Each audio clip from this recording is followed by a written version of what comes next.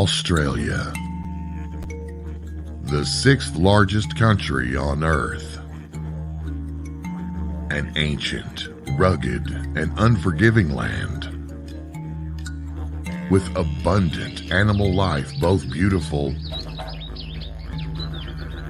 and deadly. Found within its awe-inspiring landscapes and natural beauty exists a deep history of unexplained mysteries for anyone with the courage to investigate them. Tonight, we join Ben on a journey across this vast island continent in search of answers to events that have reshaped the lives of so many that have been exposed to Unexplained Phenomena Australia.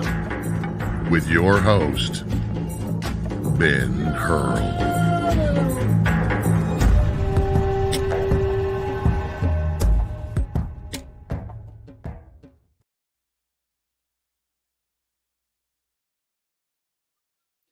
Hello and welcome to episode 4 of Unexplained Phenomena Australia on the UNX network.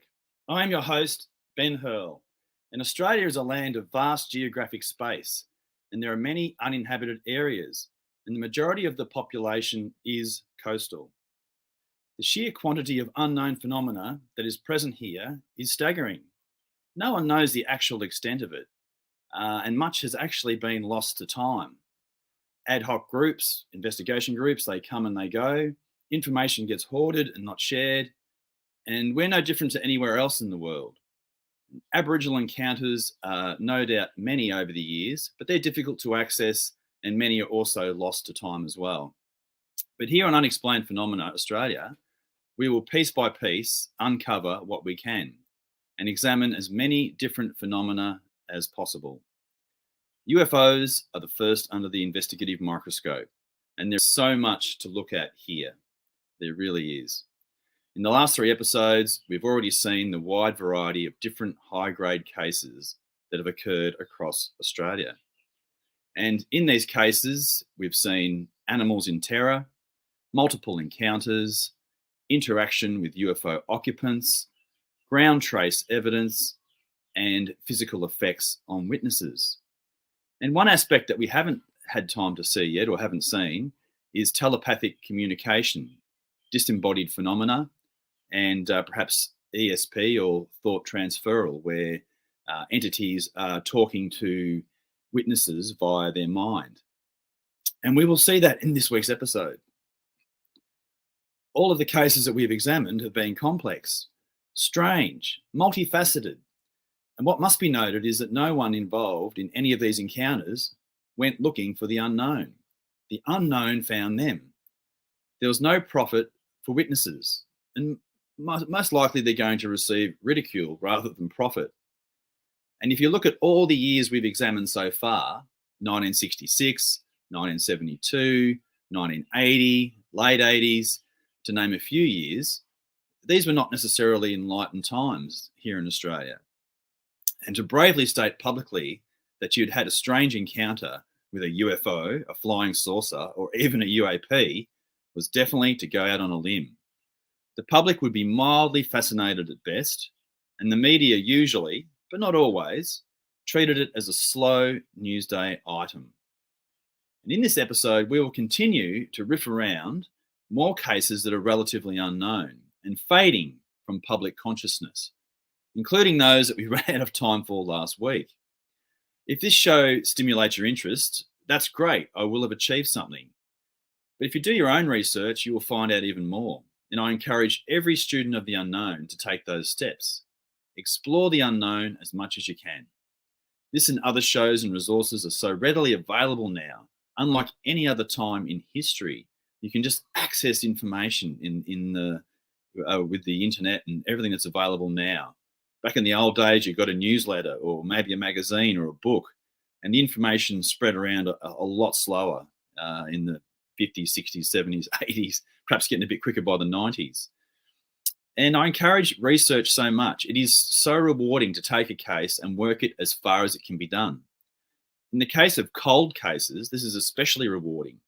Finding long-lost witnesses, revisiting actual locations years later, digging up old news reports, finding old investigators, revisit, re-examine. The rewards are amazing. And presenting your findings for like-minded people to also enjoy and consider, I reckon, is priceless. And definitely local. Go local. Nothing is better than digging into your own local area, your region, your state, and you will be amazed at what you will find. That is some of the rewards for cold cases. And current cases, if they are investigation worthy, have the potential to be even better. Nothing like being front row to a current event. Either way, get involved as much as you can. If your interest is casual, that's okay as well. Commit what you can and get as much out of the unknown as possible. As the fireside chats, the discussion, the potential to learn is unlimited. So really get into it. Find like-minded folks to share your passion with. Often that may not be family members or even partners, but if it is, great. There are vast quantities of groups ranging from the informal to the fully incorporated out there. And tonight's encounters focus on car cases. And the first one is in the Northern Territory, and the second one is in my home state of Victoria. Both cases are female interaction, no males. And the third case, if we get to it, involves men. But the first two involve women driving on lonely roads at night.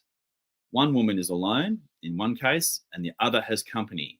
Both are extremely fascinating cases and are relatively unknown overseas, especially the first case that we've got for tonight. And I found it recounted in an old yellowing magazine. The newsprint and magazines really are the historical records for many UFO encounters, if they even make it that far. And they are not often recorded anywhere else. Unless UFO researchers of that particular time were able to talk to witnesses and visit potential physical evidence locations, a lot of encounters didn't get that much attention. But if they were interesting enough, the print media would sometimes latch onto some really, really good cases. And the first case to discuss today is one that has been forgotten and lost to time. And I'm excited to bring out into the light of day again. It's extraordinary in many ways. It could have been like the Knowles family case, and shares some similarities with it. The lonely desert roads bear witness to many strange events, and they are perfect, and I mean perfect, for extended high-level encounters. And this case certainly gives us that. The backstory for this particular report is it was only appeared in an old tabloid-style magazine, which was called Pix, P-I-X, or /People magazine. And it was famous for often outrageous stories and images, pulp style, and it was very popular at that time. And these magazines really latched onto UFOs and especially alien beings. But not all reports that they had were tongue-in-cheek or ridiculous. And this encounter certainly represents that. And UFO news was regularly featured in Pix magazine at the time. So what happened? Well, the date was the 12th of October, 1972, and the location was the Northern Territory and South Australia. A school teacher, her name was Helen Banger, and I'll just pop up a picture of her. That's her there. Plus two of her 4 children and her cousin, Dorothy Simpson, had a strange and lengthy encounter near Culgera, south of Alice Springs, while driving from Darwin to Adelaide. That's a big trip. That's from one end of the country to the other. Out in the Simpson Desert. While driving in her car, Helen and her companions played an involuntary game of hide and seek between their car and a very strange object. Helen was convinced that they had seen the same object on 2 consecutive nights running. The sighting was in late August, and August here is the depths of winter. So it would have been very cold. And she regarded it an ordinary drive, but I don't think you can consider a drive from Darwin to Adelaide to be an ordinary drive. So Helen and two of her children and her cousin, with her baby, were returning to Adelaide, where Helen was a school teacher. They'd been on a short vacation during the school holidays and to show 10-month-old Tilsa to her maternal grandparents for the first time. So during the trip, they encountered a UFO. And as soon as they reached Adelaide, Helen tape recorded the entire incident and her feelings about the matter. And her tape was indeed circulated among ufologists at the time, and she was questioned at length about the encounter. And it was eagerly received and caused some friction between rival factions. And the skeptics they latched onto it. And some of the skeptic thoughts were that the long drive had made both women tired and that they were seeing things. No, said Helen. They drove in turns, they napped, and had lengthy sessions asleep in the back of the car. The skeptics said they were scared out there in the desert, miles from anywhere. And Helen said, I don't get scared easily. She related some hair-raising tales and of brushes with border guards during a cross-European trip that she'd had. So she regarded herself as not being someone who's startled easily. And skeptics theorised that Helen had taken stimulants to keep her going, were producing hallucinations. And Helen stated that she only took 2 aspirins over the 2,000-mile trip. Skeptics stated that she is making up stories to justify their crackpot belief in flying saucers. But until this sighting, Helen was a skeptic, not a believer at all.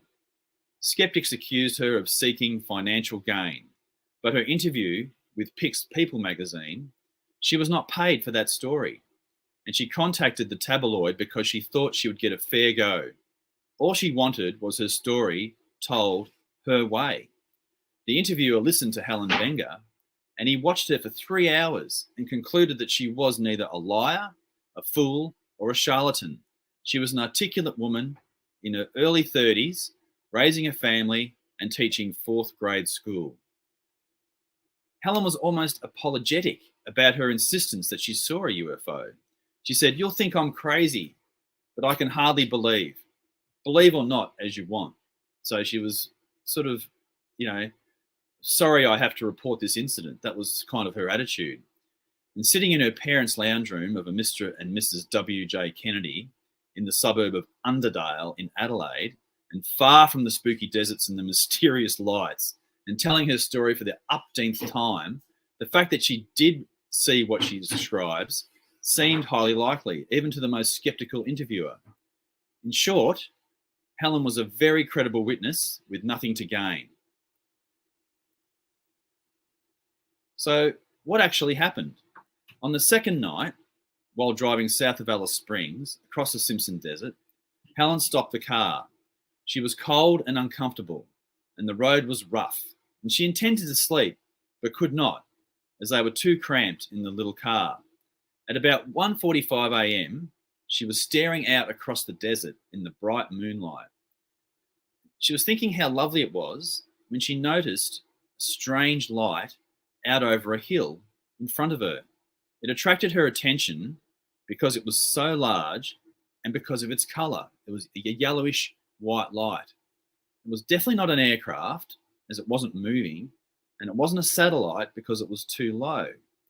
Then she noticed a little green light on top of the larger light, and that was the only time she ever saw the green light. As she stared, she realised that the object was moving. Not far, but just around in the same area. The light would fade and then come back stronger, but not as if going away, just a variety in the light's intensities, pulsating in and pulsating out. And she roused Dorothy and pointed out what she was seeing. The two women watched it for another 15 minutes. And then Helen got the idea, whether it was a good idea or a bad idea, of flicking the car lights on, trying to attract the attention of whatever was out there. When she did this, the object reacted distinctly to her signalling. It came slowly and cautiously towards them, fading and brightening, but always moving towards their direction in their car, until it settled and hovered above the ground about half a mile away. And Helen felt very strongly that that they had actually contacted the UFO. And wanting to get nearer to it, they drove on a couple of 100 yards and came level with where it had been, but the light had faded and seemed to have gone. Out in the desert at night, it's a very dark and lonely place, and anything is possible. And the two women changed seats, and Dorothy drove. As Helen watched, the light was back, moving behind them and then over to their left. It followed them, staying with them all the time as they drove. And an hour had passed since Helen had first noticed the object. And Helen kept on drawing Dorothy's attention to it. And all Dorothy had to do was glance through Helen's window to see the light. And the women wound down the windows just to check it wasn't a reflection in the glass. Sometimes the object would go ahead of them, very fast, or it would lag behind, but it always returned to accompany the women in the car like it was some sort of chaperone. So it was just following them around. Then in the soft bull dust, so what that means is out in the desert in Australia, there is potholes, and the fine desert dust will fill those holes on the road. And you can't actually see the hole in the road because the dust is completely making it look like it's not there. And what happened was the two ladies, this is at night, they hit one of these potholes where the bull dust was, and the car had a tire blow out. And when the car slewed, I like that word, slewed to a halt, Dorothy activated the hazard lights, which flash regularly to warn other drivers. And the women got out of the car, and the object came closer, to within only a quarter of a mile this time, hovering above a paddock, and the women could see the shape of it. The object was like a mushroom with a thick, upright, topped by a wider half-globe shaped projection. And I'll see if I can give you a look at that. So that's what the object looked like. And in that picture, you can see that it's hovering over the car. When it stopped to hover, the object was upright with the shaft vertical. But interestingly, when it moved, it tipped onto its side and travelled nose first. And that's been reported in other cases. And the Baldwin photo of April 2nd, 1966 was a mushroom-type object that travelled in exactly the same way. It would come down straight like that, and then it would tip on its side to travel. And this object that Helen and Dorothy encountered was doing exactly the same thing. And the women had an inexplicable feeling. They were unafraid and feeling terrific. And Helen said, "It's hard to believe, but as one has feelings about good and bad, we'd say they are our friends in the sky. But people will say we are nuts." But that's how it was. So they were feeling quite elated that they had this strange object interacting with them out in the desert. So, and the women wanted the object to stay so they could see more of it. And they wanted to tell everyone that there is proof in the sky that these things exist, and we don't tend to fantasize, which is what Helen said. We don't tend to fantasize.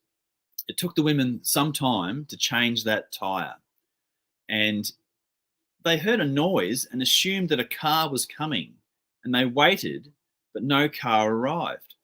But the noise stayed the same, neither growing louder nor fading. So while they're out in the desert, in the dark, changing this tire, there's this noise that they can hear that sounds like a car approaching, but nothing is coming towards them. It wasn't loud, just like a car in the distance. But the women had seen nothing else on the road, and there was no wind in the desert. It was a perfectly calm night.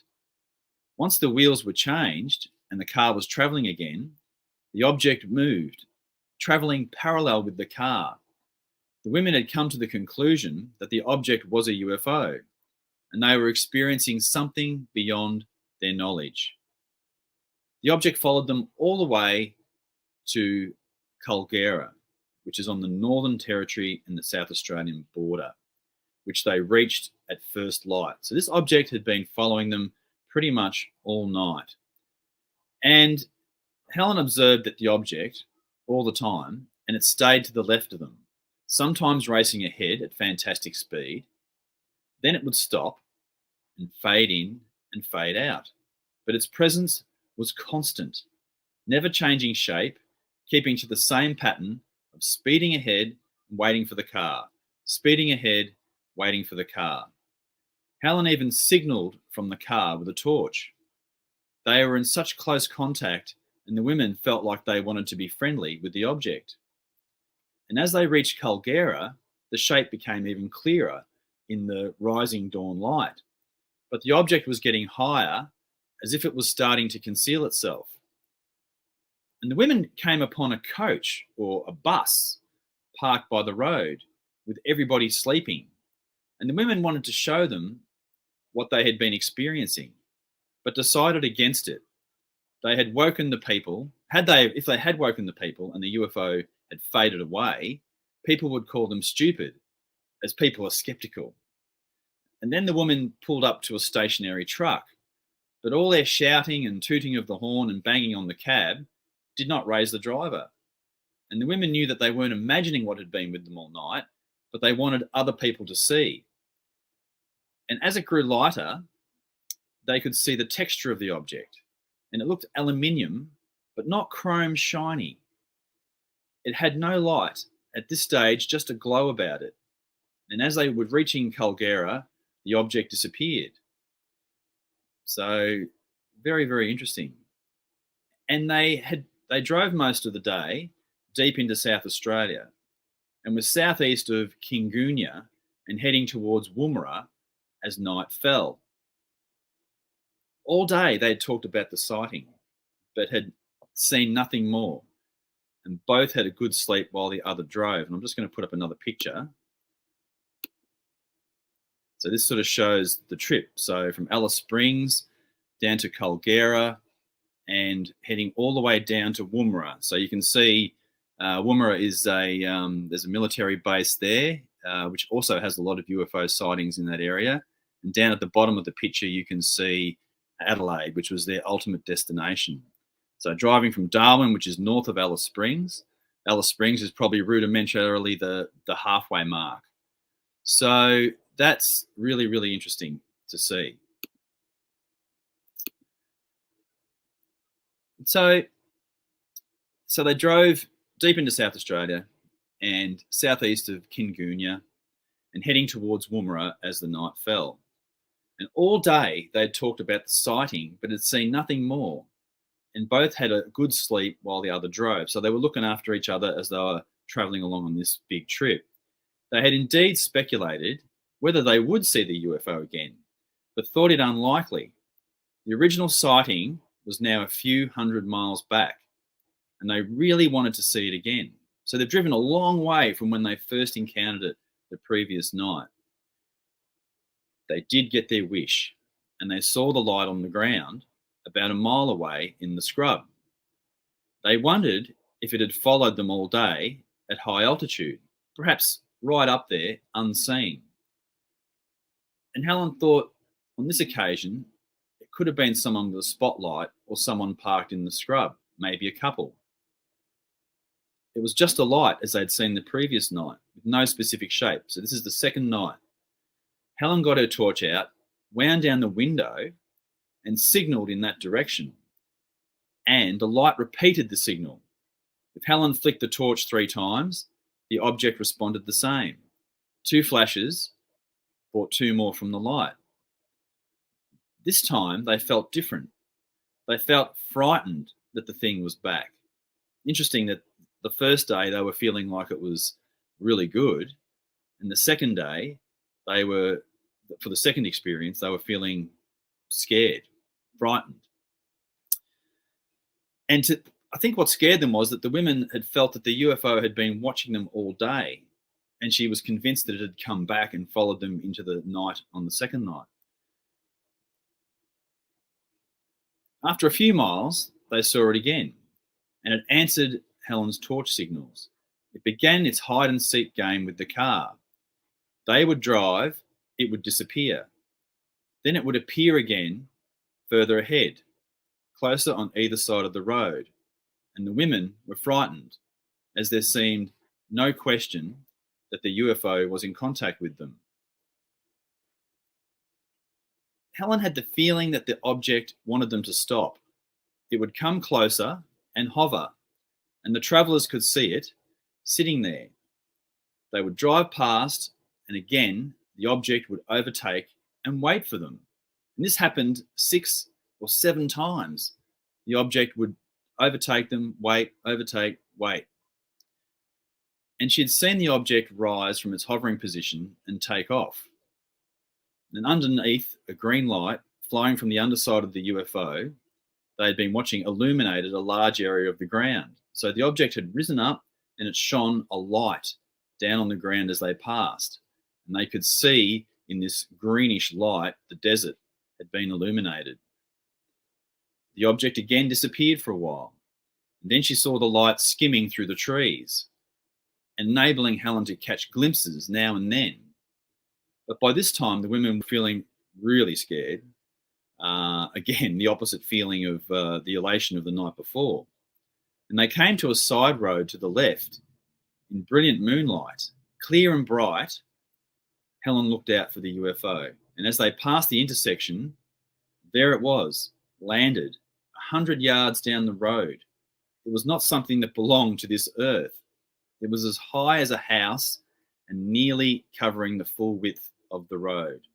So we'll just have another look at that. So that's the object there. So really impressive piece of machinery for sure. So, and as she described it as high as a house, nearly covering the full width of the road.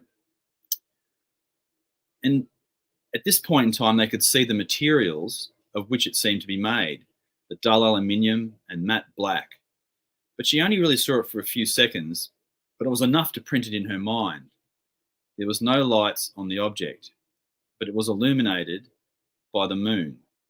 It was a semi-spherical mushroom head with a central staff, and it was standing on landing legs. The legs were aluminium looking, but the black in between could have been the dark ground behind of the desert seen through the legs. Helen gasped, and Dorothy asked her what was the matter. Helen wanted to go back, but was too scared. Now they were confronted by the thing. It wasn't the object that frightened her, just the enormous fact that it was in front of them. And as they drove on, Helen tried to sleep. And whenever she put her head down, she would look up and see the object. And this went on for another hour. And in the end, she fell asleep, and they eventually reached Adelaide. Wow. So I hope you enjoyed that recounting of this really unusual and high-level desert encounter with the 2 women and the children driving down to Adelaide and having such a close encounter. And I think some of the interesting points to note from this case is that they're credible witnesses with nothing to gain at all for telling this story. They could have kept it to themselves. It's an extended encounter on consecutive nights, which is also important, I think, that it's not just a few seconds or a couple of minutes. This object interacted with them for a very, very long time. And the object was following them, watching them, and seemingly playing with them. So darting back and forth, hovering, coming forward, moving back. And the object is well described by Helen and the witnesses. And the object was much bigger than the car, described as being house size. It shone a green searchlight onto the ground, which they could see the desert in a green light. And the witnesses felt a wide range of emotions, from elation, confusion, to fear. And they struggled to alert others. So, which I thought was interesting, that there's a bus parked there, a big coach, and they decided not to disturb the coach. Down the road a bit further, they find a truck, and they try to get the truck driver to wake up, but the truck could have been abandoned. It might have been broken down, because you can't imagine someone banging on the side of the door and hooting their horn and the truck driver sleeping through that. So that's interesting. they seemed to be transfixed by the object. The object was very a very sort of a engaging and hypnotic type of a thing to encounter. And I think anyone would feel like that.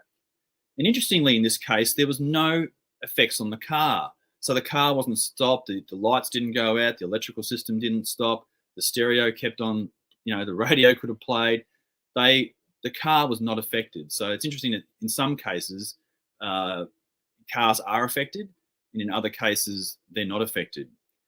And the object was cautious. I really like that behaviour about this case too. It approached with caution, it followed, then it seemed to engage actively and disappear and reappear at will, which is really, really interesting. The object illuminated. It dulled and it illuminated again. The light was pulsating. There's a pulsating light to it. And this encounter occurred over an incredible distance. So it was, a very, very long way from Alice Springs all the way down to Adelaide is thousands of kilometres. So really, really interesting. But I think there was a lost opportunity with this case as well. And I think that was visiting where it had landed, whether it had been possible to go back to actually go to the location where it had sat on the ground and to see perhaps if there was any landing marks on the ground or any other effect on the environment, burns or anything else like that. So, and I had never ever heard of this case before. I had actively looked for it. I'd actively been looking through old newspaper articles and I've got lots of them here at the house. And I found this one and I thought, this is a really interesting case. Two women and children in the car, long distance, object interacts with them for an extraordinary amount of time over a long distance. And I really hope that you really enjoyed that. So the next case is also a car versus UFO style report. And it was well known in Australia at the time when it actually occurred, and is still pretty well known among Australian researchers. And this case was of note for several key reasons. The principal key witness, again, was female, and she was driving alone at night. She encountered the same object on two separate occasions.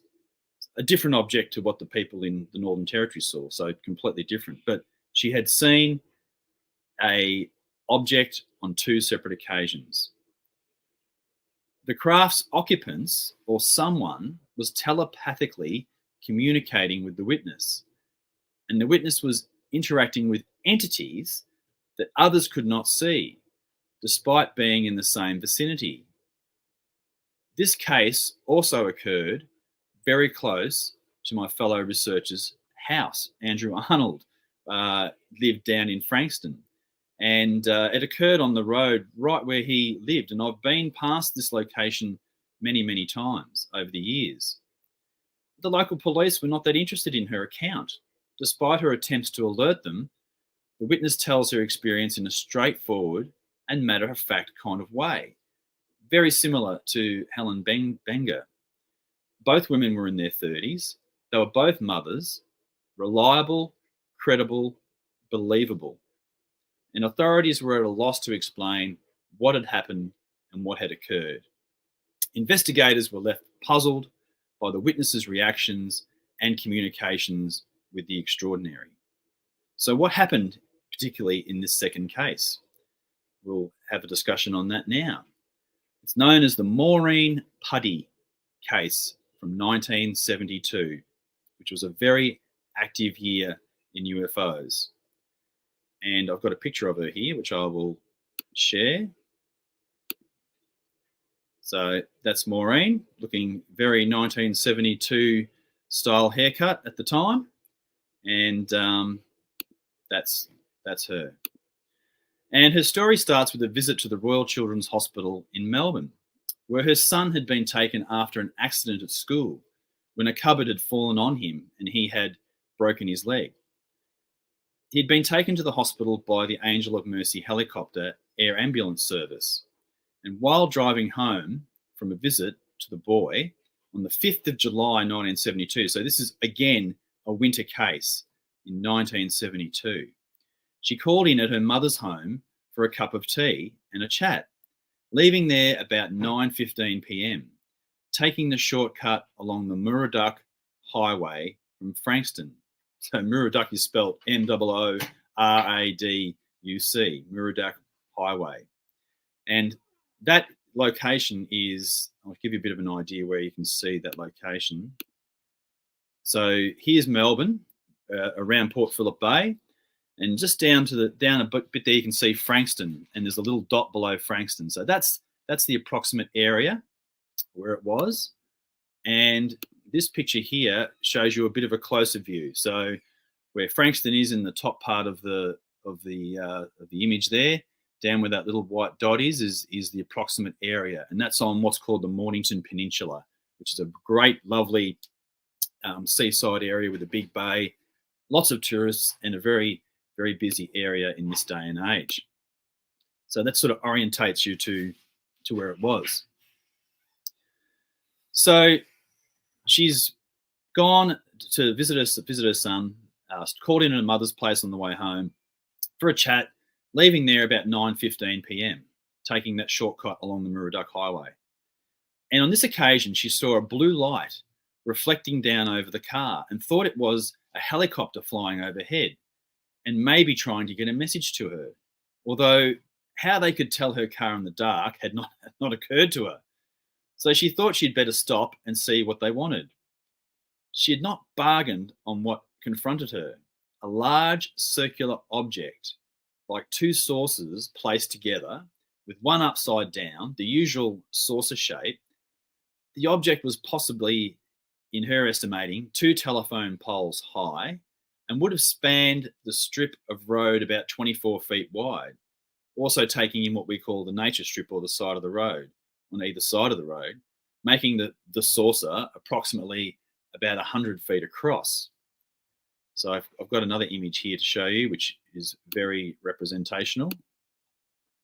So her car was an old Holden station wagon, as you can see there, and she's next to a power substation where electricity for the area. It's a big network of electrical systems and subsystems, and the object was perhaps hovering over her car and in the vicinity of that substation. So this other image I'm going to show you now is Maureen at that exact location. So she's stopped her car and she's outside the car, and that was taken pretty much by the media after she had that encounter. And this is the substation today. That's that same area where she was on that highway. Very busy road now, but back then it was not that busier road as what it was in 1972. It was a bit quieter back then. So very, very interesting. And so she's seen this big object. She's got out of the car. She's leaned back against the car and taken a long look at the object, wondering what it was that she was seeing. The object's surface was smooth, with no joins, welds, seams, rivets, no doors, windows, portholes, and no wheels, which you wouldn't expect to see, I suppose. The huge object was radiating a brilliant blue light all around, an intense glow. There was no movement, no wobbling, no rotating, but a faint humming could be heard. So it's interesting that some objects will have landing gear and land on the ground, and others tend to hover without landing gear. So maybe they have both. Maybe they have landing gear. Maybe they can defy gravity and stay there hovering in the air close to the ground. And she must have noted all these things while wondering what sort of aircraft it was. And before fear took over, at which time she quickly got back into her car and drove off as fast as she could, only to find the object was maintaining its position just above and behind the car. No matter how far she travelled, the object seemed to remain at the same distance. So like Helen Benger's experience in the Northern Territory, we've got Maureen Puddy being pursued by this object as well. So there she is again. So it's following her down the road. And after a while, she saw that the blue light had been following her. It was going around her, and And then all of a sudden, it streaked off in the opposite direction. And she realised that the chase must be over. It had followed her for about 8 miles. And the witness reported her sighting to the police at Dramana, which is just a bit further south. And she told some family members and some friends who considered it all to be a bit of a joke. And she decided that she wasn't going to talk about it anymore. Until 3 weeks later, on Tuesday, the 25th of July, 1972, after having visited her son in hospital, she followed a similar routine, and she went and had a cup of tea with her mother en route home, and then she left at the same time about 9:15. Maureen arrived at the Murdoch Road, travelled a short distance, about a mile, when the blue light appeared over her car once more. Oh, not again, she thought, and this time she said, I'm not going to stop. And she grabbed the steering wheel more determinedly and put her foot flat to the floor, and the car just drifted to a stop on the side of the road near a railway crossing. And no matter what she did, the Holden would not reply to her demands. So unlike the Helen Benga case in the Northern Territory, in this particular case, the car was affected by the object. So she could move on the steering wheel, whatever she tried to do, the car would not respond. And she was wondering, where do I go from here? And terrified, she gripped the wheel and looked out the windscreen to see that the object was hanging silently in the air above her car. The countryside was bathed in a blue light. And then a voice spoke to her, not audibly, but in her head. And she said it was as if the words had been put into a computer and came out in the most beautifully modulated voice and perfect English that she had ever heard. That's interesting. And during this time, she experienced a most unusual sensation. She said that if you could be in a vacuum, then she had been, perfectly silent and still. And the message she received in her mind was, don't be afraid. We mean you no harm. Your tests will be negative. Tell the media you are now in control. That's what she was told. And at that moment, the car started up again as if she had turned the key. And she sat there for a moment or two. And then she drove off as fast as she could possibly go. And now that's this location here. So this is the train line here. And you can see where it says Mornington Railway off to the left. So that's that intersection. And again, back at that time, it would have been a very, very much quieter place. And this is that intersection today, and you can see the remains of the train lines passing over. And of course, it's not really the current train line anymore, but it was back at that time. So that's a really incredible experience. Don't be afraid. We mean you no harm. Your tests will be negative. Tell the media you are now in control. And so she's driven off as fast as she can. And she stopped at the same police station only to find it was closed, and then went on to the next, still on her way home. And when she went to the second police station, she told the officer, I want to make a report of a sighting of a flying saucer. Oh, yes, madam, came the reply. And she insisted in fear and frustration. So the policeman humoured her, and he recorded what she had to say.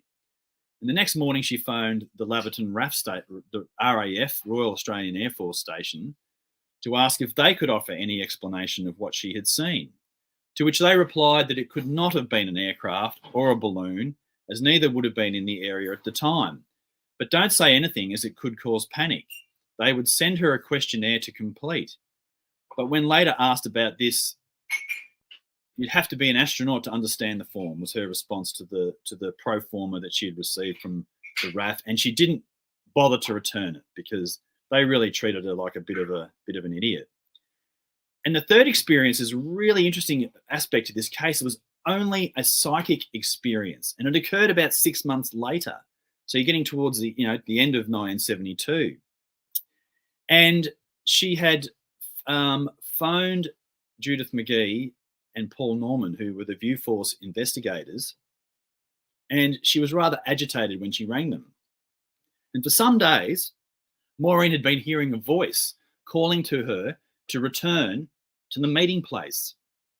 Believing she heard someone calling her name at the front door, she went to open it, and her husband, who was an invalid in a wheelchair, asked who it was, but there was no one there.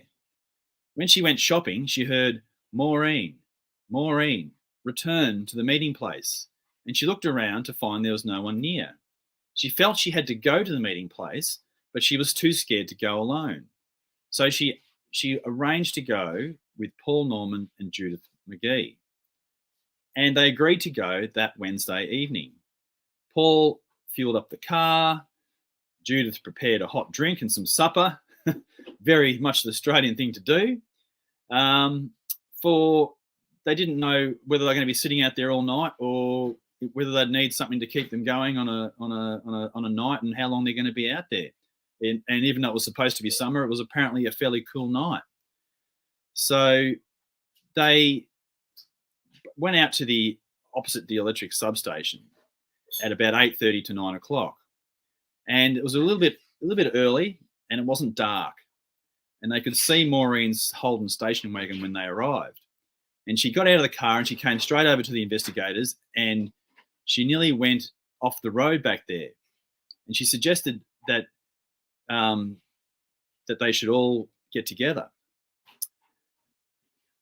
And they all hopped into Maureen's car. So they parked. So Judith and Paul had parked their car, and they all climbed into Maureen's car. And Judith said that she was experiencing a tingling sensation like a mild electric shock, which passed off quite quickly. So that's the investigator saying that. And Maureen told her that in the centre of the front seat between them, where they sat, an entity completely clad in a type of gold foil suit was there. And as she turned to look in the direction, she was startled and she almost ran off the road. And this is what had happened before she had met with the two investigators. So she had this entity appear in the car, and that's why she'd nearly driven off the road. And by the time they had reached the meeting place, which was hidden from the passing traffic by a few trees, Paul sat in the back seat of the station wagon while Judith stayed with Maureen. And they talked about the latest incident along the road, when she grabbed Judith's arm and pointed across the car, exclaiming, "There he is. Can't you see him?" And she shook Judith's arm, saying that you must be able to see this alien. He's outside the car now.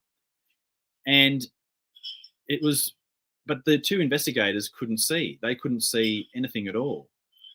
So, and she told them that the alien was coming closer to the car. In fact, so close that if she put her arm out, she could possibly touch him. He was now standing almost beside the front headlight. And so Paul took a little walk around the car, and as he came to where the entity was standing, the entity moved back to allow Paul to pass between him and the car. And at this point, the entity beckoned to Maureen to follow him, but she was adamantly declaring that she would not. And Judith told her to go, gently ease their car door, but she hung onto the steering wheel and would not budge. Maureen would not get out of the car. She was very, very frightened. The entity became impatient when she would not follow, and she became upset. So the entity's wanting her to come out, and she's not coming out of the car. And the entity disappeared behind bushes, and she suddenly commenced describing the interior of the UFO. And she said that the entity was standing there, pointing to a large mushroom-like object in the centre of a large circular room. The centre object was taller than an average person, was like jelly, moving all the time. This is inside the spacecraft. There were lines like those of Roman numerals around the lower portion. The top of the mushroom had lines on it, and the whole thing seemed fixed to the floor.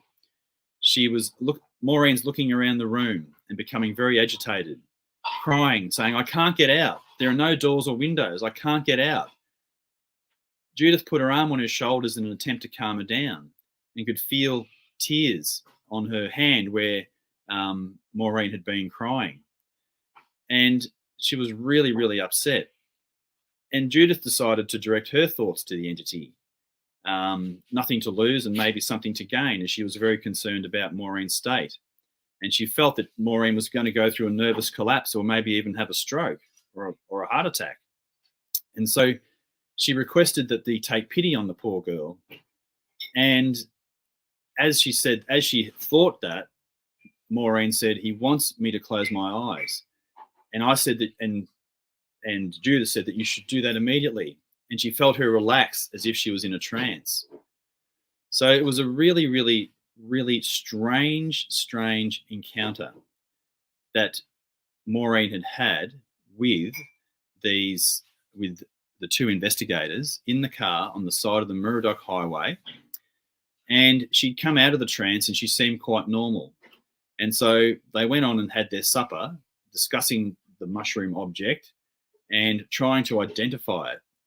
And there was just a lot of confusion, and they felt that she had some type of, like it was a psychic experience that Maureen had had. So she's been in the presence of the two investigators, and this entity has come and interacted with her, but it's not visible to the actual to the investigators at all. So it was really a very puzzling event. And after that, Maureen didn't really have any other encounters. But it's just good to see with these two cases today that they both have their similarities and they both have their differences. One's out in the desert, one's down on the Mornington Peninsula near Melbourne. They're both very, very involved cases. There's a lot going on in both. And Maureen's becomes very complex because she's having psychic communications back and forth with an entity of some description from that craft. Whereas Helen and Dorothy were really only interacted with from the point of view that the object was showing interest in them. Maureen's car was affected by the object. It came to a halt. She lost control of it and couldn't drive it. Whereas in the Northern Territory, they did not have that problem at all. They could just drive the car without any effect. So two really, really fascinating and interesting cases. And they really are just a whole part of a much greater UFO history that is present here in Australia. So we'll talk about the third case that I was going to talk about perhaps next week, which is the little bit of a brief introduction to it. It's the Tully saucer nest, which was in January 1966, where a craft came out of a lagoon on a banana farm. And that's a really interesting and quite a well-known case as well. There's a lot of that is pretty well known, but we'll discuss that and we'll go over the facts of what happened in that particular case. So remember, if you want to keep in touch with me and you want to communicate, you can contact me on my email, bhurle11@gmail.com. And also, if you like, you can go onto Facebook and join or follow my UFO page, which is called UFO Vic. And on there, I share a lot of other additional UFO information as it relates to Australia, to Victoria, which is where I'm primarily based. And it's just a page where we try to bring out anything new that we can find. And I try to keep it as Australian-based as possible. So once again, I want to thank you very much for joining me on this episode. And I absolutely cannot wait to see you again next week. Thank you and good night.